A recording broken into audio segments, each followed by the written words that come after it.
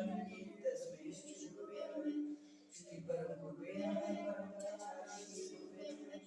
सकल शुभम शेषां परिवर्तकं संबंधकं भवजीवन प्रतिबोधकारक मितं शास्त्री पाठवर्णनामय अस्य मूलकृतकर्ता ऋषि सर्वज्ञदेवा तत्त्वज्ञ कर्ता ऋषि गन्धर्वदेवा गन्धर्वदेवा तेषां विष्णु सर्वाध्यं श्री रवि आचार्य सर्वेश्वरार्थ मंगलम भगवान विष्णु मंगलम गौतमोपरि मंगलम सर्वमंगलमांगल्यं सर्वदानकारकं शरणं सर्वधर्माणां शरणं शास्त्रं साथ बोलते हैं बेटा आगे पीछे है ना कोशिश कीजिए कि साथ बोलें ये नहीं कि सबसे पहले बोल दूंगी साथ बोलेंगे तो अच्छा लगेगा है ना ठीक है ना बेटा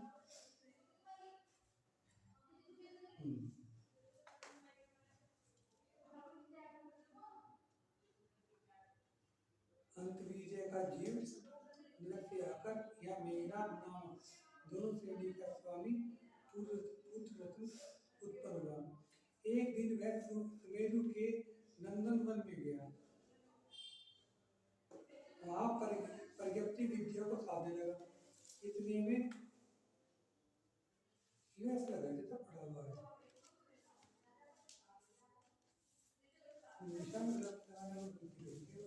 है इसी बेस पे दे शायद चलो रिपीट करते हैं कोई बात नहीं। अच्युत इनके की व्यक्ति पड़ी तथा प्रेम के वश होकर आया। उसने मेघनाथ को समझाया। पुण्य के योग से उसे समझाने में समझ भी गया और दीक्षित हो नंदनवन नाम के पर्वत पर प्रतिमा योग लगाकर ध्यानस्थ हो गया। पाठकों को अश्वगिरी की कथा भूलनी न होगी। उसका छोटा भाई संसार समुद्र के चक्कर लगाकर असुर जाति का ये तो कर लेगा 16 साल का असुर सुख होने लगा। वहां की आयु पूरी करके वहां से वह इंद्र चया मतलब इंद्र की आयु से को पूरी करके जम्मूद्वीप के पूर्व विदय में मंगलावती देश में रतन संचय के राजा क्षेमंकर की रानी कनकमाला के घर में वज्रायुध नामक उत्तम लक्षणों वाला पुत्र उत्पन्न हुआ। वह आधान प्रीति सुप्रीति वृत्ति और मोह इत्यादि क्रियाओं से युक्त था। उसका मुख चंद्र अपनी परिभा के द्वारा अंधेरे को दूर करता था। यानी कि इतना प्रकाशवान उससे मिला। नवीन अवस्था में ही उसका विवाह राजलक्ष्मी नाम की राजपुत्री के साथ हो गया। अनंत वीर्य का जीव जो प्रत्येंद्र था इंद्र से छोटा वहां से चया और वज्रायुध और राजलक्ष्मी की उत्पन्न हुआ। उसका नाम रखा गया सहस्रायुध। सहस्रायुध की भामिनी का नाम श्रीशेषा था। भामिनी का पत्नी। वह साक्षात लक्ष्मी ही थी। सुंदर रूप लावण्य वाली थी। सहस्रायुध और श्रीसेना के कनक शांति नाम का पुत्र हुआ। वह तपे हुए सोने की कांति के समान कांति वाला था। इस प्रकार पुत्र पौत्र आदि को लेकर क्षेमकर राजा सुख चैन के साथ राज्य का सुख भोगता था। एक दिन दूसरे स्वर्ग के इंद्र ने अपनी सभा में वज्रायुध के दृढ़ सम्यक की खूब प्रशंसा की। समझ में नहीं आती। दृढ़ सम्यक दृष्टि का मतलब यह है जिसका सम्यक दर्शन चलायमान न हो। देखो बेटा सम्यक दर्शन को तुम तीन तरह का समझ लो। एक तो वो है जो उपशम जो हमें निश्चित रूप से टूटेगा। निश्चित रूप से टूटेगा और 48 मिनट उसका मैक्सिमम टाइम है। उससे पहले टूट जाएगा।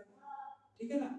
और एक ऐसा होता है कि कभी तो हमें पक्का श्रद्धा पे देवशास्त्रों पे है और किसी ने ये कहा कि भाई तुम वहां पे ऐसा कर दो तो तुम्हारी मन की इच्छा पूरी हो जाएगी। कोई बच्चा बीमार रहता है कि वहां जाकर उनसे मुल्ला जी से झड़वा के आ जाओ, आपका बच्चा ठीक हो जाएगा। तो क्या करा, वे वहां गए झड़वा के आ गए। इसका मतलब क्या हुआ, उनका श्रद्धान कमजोर तो पड़ा। नहीं तो उनके दिमाग में ये भी आ सकता है कि हम अपने दंतों तक को लगाएंगे, नहीं आएगा मन में कि भाई हम अपने दंतों तक को लगाएंगे, हमें कहीं पर जाके झड़वाने की क्या जरूरत है। ठीक है ना, कोई दुखी हुआ उससे कहते हैं तो हाँ जी आप शनिवार को जो शनि वाले आना उन्हें पैसे दे दे करो, उन्हें आटा दे दे करो। आता नहीं किया, शनिदान करते सुबह सुबह सैटरडे के दिन तेल में पैसा डालते रहो, चलो कहते हैं नहीं पता। ठीक है ना, तो वहां तुम्हें ये नहीं करना चाहिए इनको, हाँ जी उसे पैसे दे देता है, उसके तेल में पैसे डालने से हमारा अशुभ कर्म कैसे कम होगा, नहीं आएगा मन में, आना चाहिए कि हमें जो दुख मिल रहा है किस कारण से मिला चाहिए, हमारे पाप कर्म का उदय है, तो इसलिए तो हमें दुख मिल रहा है। बोलिए बेटा, तो शनिवार को तेल में पैसे डाल लेते हैं, हमारा अशुभ कर्म शुभ कर्म में कैसे बदल जाएगा बताओ, बदल जाएगा, ठीक है ना। तो अगर हमारा मन चलायमान होगा, क्योंकि आज उसने कहा था, उसने ही ऐसा करा था तो उसके सारे कष्ट दूर होंगे, इसीलिए हम भी कर रहे हैं, उसकी पुण्य कर्म हो जाता है इसलिए। ठीक है ना बेटा। हमें जो दुख मिलता है किस कारण से मिलता है, हमारे पाप कर्म से, ठीक है ना। अगर फिर हमारे पाप कर्म क्षीण हो गए तो हमारा दुख कम हो जाएगा, अरे वे हट ही गए तो सुखी हो जाएंगे, ठीक है ना। तो वो किसका होगा, शनिदान देने से होगा, पीपल को जल चढ़ाने से होगा, वहां दिए जलाने से होगा। तो ये क्या होता है, तो ये क्या होता है, हमारा दुख के कारण हमारा विवेक खत्म हो जाता है, तो हमारा सम्यक दर्शन चिरायमान हो जाता है, हम अपने सम्यक दर्शन से च्युत हो जाते हैं, ठीक है ना बेटा। अरे पक्का श्रद्धान होगा तो मैंने सुंदरी जैसा होगा, पक्का श्रद्धान होगा तो मैंने सुंदरी जैसा होगा कि पति कुष्ठ रोगी है, कोई बात नहीं, अपने पिता को दोष नहीं दिया, मेरी कर्म हाँ होता है, पिता को दोष नहीं दिया। ये तो सबसे बड़ी बात क्या है, लोग भी सोच सकते हैं कि ये सारा का सारा दुख तो मेरे पिता ने दिया मुझे, पिता को क्रोध में इतना बड़ा काम कर दिया, लेकिन उन्होंने ये नहीं कहा मेरा ही कर्म, उन्होंने ये सोचा कि मेरे ही कर्म, बिल्कुल सही कहा, अपने भाग्य पर अड़े गए, बिल्कुल सही कहा, सच्चा श्रद्धान। आपने बहुत अच्छी बात कही। नहीं मतलब कई बार ये बात सोचो तो नहीं मतलब एक बाप जब ऐसा कर सकता है गुस्से में क्रोध में, हाँ उसे तो क्रोध बस करना था, फिर दूसरे इंसान को क्यों पूरा है जब अपने माँ बाप भी गलत हो जाता है। अब बेटा कूदान, कूदान बेटा, दान दो तरह का होता है, एक तो शुभ और एक अशुभ। बेटा जैसे हमने क्या करा, जीनवाणी के लिए पैसे निकाले, वो कैसा दान होगा, ठीक है ना। हमने क्या करा, प्रतिमा के लिए दान दिया, ठीक है ना। हमने क्या करा,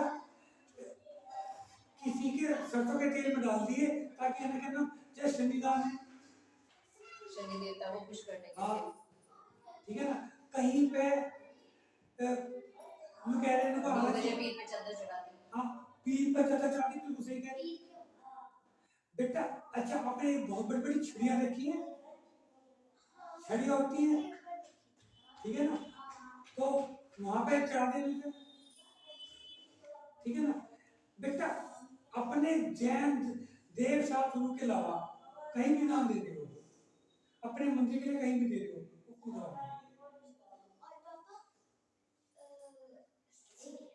ठीक है ना। तो क्या बताया कि वो दृढ़ सम्यक दृष्टि था, यानी कि उसका सम्यक दर्शन चलायमान भी था। तो ये चर्चा हो रही थी,